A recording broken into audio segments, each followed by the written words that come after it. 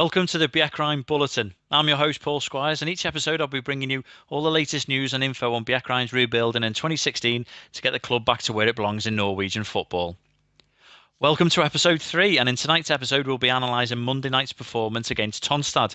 We're joined by Bjerkreim's manager Paul Wandless to discuss what went right in the first half and what went wrong in the second. Thanks for joining us, Paul. No problem, thank you for having me back on.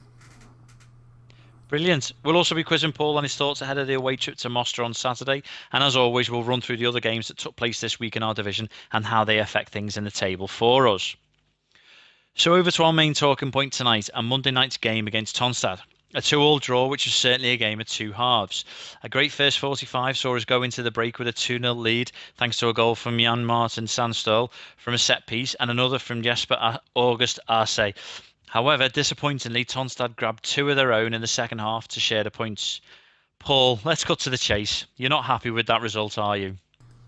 I think I was absolutely fuming with the result, especially on the evening as soon as the final whistle went. The players know exactly how I feel. There's no reason to go back over that on here. The players understand my feelings. Unfortunately, second half we started to drop back, and as people know, if you drop back and you just keep kicking the ball long, you're just going to invite them to come back again and again. And if we continue to do that, sooner or later the wall will get knocked down, and that's exactly what happened. Okay, so after the game we also caught up with Bjerkreim's assistant manager Roger Brattebø for his thoughts on the game. It's a good first half, but in the second half most of the players lost their heads. Communication went bad, and the players started stressing. So it was a dreadful second half, and nothing more to say about it. Okay, Paul, let's look at things in a bit more detail. So the first half performance resulted in the 2 goals. That must have been pleasing for you as far as tactics are concerned and how the lads worked hard to build that lead. I think first half showed exactly what a team we are, and we are, in my opinion, which might be slightly biased, the best team in the league. People know I've been going off and scouting the other teams just to see what we're coming up against, especially if you follow the Twitter account. I post a few pictures on there of me at the games. And first half we were superb. We started with 2 defensive midfielders with the idea of nullifying Tonstad's quick start, which they did against Harald, and it worked fantastically. Then moving Kim up in the central midfield alongside Ola just to give a bit more of a bite going forward worked fantastic, because Kim's natural defensive ability took players further up the field. He was winning the ball back off them, off their back 4 at times, and he was just giving it straight to the wingers, giving it to Ola coming through, giving it to Jesper up top. And tactically we were solid, and the tactic worked perfect. And it was quite literally taking the game to them and pushing it back to their own backyard. Well, yeah, because we started sitting back, as there was 2 defensive midfielders, and the plan was always to switch it up after about 15 minutes, and they could not handle the switch. As soon as we switched, we took control of the game, and we hit them hard. But yeah, it's just unfortunate that the second half, it just didn't go as well. Okay, so what was it that changed in the second half, do you think? Was it our guys not playing as well, or was it that Tonstad had changed tactics and obviously countered what you guys were playing to beat them, and they obviously raised their game because of it? Well, coming out of the second half, we lined up with the same tactic. Now, within a couple of minutes, I dropped Kim back into defensive midfield to form that 2 defensive midfield partnership alongside Martin. And I was confident we could sustain the early pressure we were under, but just unfortunately we just kept dropping deep, and the simple football which I've been trying to implement, and just reminding the players that just keep it short, keep it simple, and just play football, don't just kick it. That disappeared, and we just unfortunately were kicking a lot long. We were bypassing midfield, and it was just giving Tonstad the chance just to come back at us, which is, it's not the type of football I want to see us playing, and it definitely didn't work, and it just puts under too much pressure, Paul. I'm sure a few of our fans were probably wondering what you were saying at half time there to the guys, but it obviously just was one of those things that maybe the guys slipped into a bit of a comfort zone of playing the ball forward just to protect the defence, and it backfired. Well, I think the halftime team talk definitely must have had some issues. We the halftime team talk was quite simple. It was just keep doing what you're doing, keep playing football. Don't sit back on the 2-0.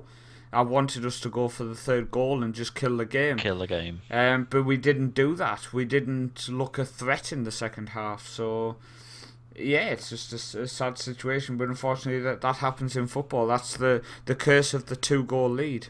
True, and it is it's a bit of a false sense of security, is it? The 2-goal lead, as it's been seen many a time that people have come back to 2-2 or even getting beat. But I mean, it's still early on in the season, and I guess it's something that we want to learn from rather than beat over the head with a stick. So, what do you feel is the biggest thing that you can take away from the game then, and that you can build on for the next game and going forward? I think the first half performance had many positives, and I think all of the players and the people watching, and myself and Roger both, were just blown away by the determination from some of the players. I think Kim deserves a standout mention above anybody. And often I will always stick to it's a team game. The team's done this. But I think when you have a player who goes into a position where he openly tells you he's not 100% comfortable with it, then he puts in the display he does. I think you can't help but give him a mention and just praise him. Absolutely, and they're the kind of players that are absolutely valuable when you have injuries, when you're trying new tactics, certainly for parts of a game, and then you resort back. So, fantastic, well done to Kim. Okay, so I want to end our discussion of the game on a positive note. So the last point is Bjerkreim are still undefeated after 3 games. That must be for you and the team a massive confidence booster going forward for the rest of the season. Well, I think it's definitely something to build on. You would much rather have 3 draws than 3 defeats. But don't get me wrong, we need to get 3 points on the table from 1 game, not from 3. Absolutely. So I think, yes, we're undefeated. We go into the game against Mostar with a chance of getting our first victory, and we need to take this. We need to start getting the 3 points and start climbing that table, Paul. Fantastic. Okay, thank you for that. So other than our match, there were 3 other games taking place this week. First up was Undheim against Mostar. After a rather quiet and goalless first 45 minutes, the game sprang into life, with Mostar taking a 2-0 lead just 12 minutes into the second half. Undheim didn't give up and grabbed a reply in the 77th minute, then with just 4 minutes left, grabbed an equaliser. Next up was Riska 2 versus Varganes, and in a goal fest of a game, the home side mauled Varganes 5-1. Riska's second string side were 1-up at the break, and they must have had a serious pep talk from the manager Vidar Olsen as they banged in another 4 before Varganes grabbed the consolation with just 1 minute left to play. Then finally it was Froyland 2 versus Lyon. After 3 defeats and 14 conceded, the division's bottom club were 3-0 winners. All 3 came within the first half hour, and Lyon were probably too stunned to come back with any kind of reply. Okay, so how does that affect things in the table then? After drawing with the side above them, Bjerkreim still find themselves 1 off the bottom in 8th spot with 3 points from 3 draws, as we said. Froyland 2, despite their debut win, still find themselves bottom due to their -5 goal difference. Going up the table, and just 1 point above Bjerkreim are 3 teams with 4 points, all of whom have a goal difference of -4, and 2 have played more games, so that's definitely positive for us. At the top, it's Mostar with 10 points from 4 games, 1 point ahead of Riska 2, and then it's Helleland on 7. Between now and next week's show, everyone will play 1 more game except Tonstad, who have already played at least 1 more than everyone else. So expect more changes to next week's table, and hopefully for us to move away from the bottom. And our fact from last week is still true. There are only 2 teams still undefeated, Mostar top and us. But that could well all change next week, as it is Mostar we face on Saturday. In our first away game of the season, we face a near 5-hour trek north to face the current league leaders. Paul, you've got to be pleased that you can put Monday's game behind you and get straight into another game, albeit a tough one. It's definitely nice to get another game so quickly, because it does give us a chance to get more points on the table, but it is going to be a very tough game, and definitely one I would rather not be making with a weekend trek so far north. Yeah, the long trek it isn't ideal, but I'm sure the time on the coach will give you some extra quality time with the players to run through any final thoughts.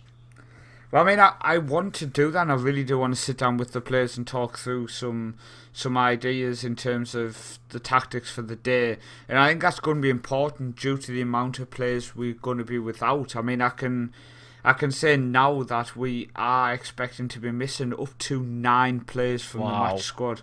And that includes our captain, Morton, who picked up an injury against Tonstad, so it's very sad that he's picked up a knock, and it is very touch and go whether he will be back for Undheim next week. Oh, so that's got to be a blow for the squad. And obviously, in response to that, tonight you've announced that Harald Sandstol will take the armband on Saturday because of this injury. What made you give it to him? He's a hard worker, talented in the middle. Just he leads by example, and that's Fantastic. What I want on the pitch. That's exactly what you want, isn't it? From for the team on the pitch. Okay, and we caught up with Ole's thoughts on the game. Yeah, we had a good session today. A bit small numbers, but we're looking forward to the match on Saturday.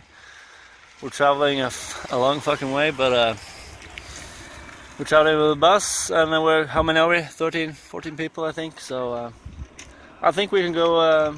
We can win that match and be undefeated, the only undefeated team. Yeah, that's it. Okay, that's great. And obviously, we caught up with Roger as well, the assistant manager, for his thoughts on Mostar. Yeah, when it comes to the match on Saturday, we are a bit short on the players, but I think we'll do okay.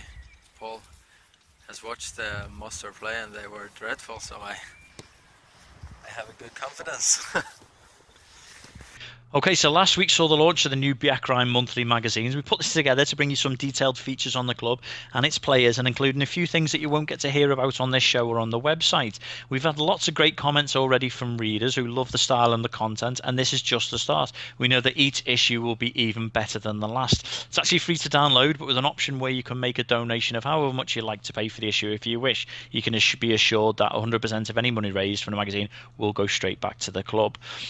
There are links on all social media, but head over to the English section of the club's website to download your copy today. Don't forget that as well as the weekly podcast and this new monthly magazine, there are many other ways you can keep updated on what's happening at Bjerkreim IL. The club's new website is available in both English and Norwegian, and you can find it at www.bjerkreimfotball.com. Obviously, that's football with 1 O.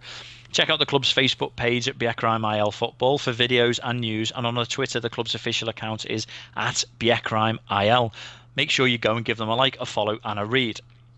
That's it for tonight. Thanks to Paul for joining us again. No problem. Thanks for having me on. Great. And next week we'll have Paul's view of Saturday's game against Mostar. Hopefully it'll be celebrating those vital 3 points. We hope you enjoyed it again, and as always, there's anything you'd like to hear about or have questions you want us to answer on future shows, then please do get in touch.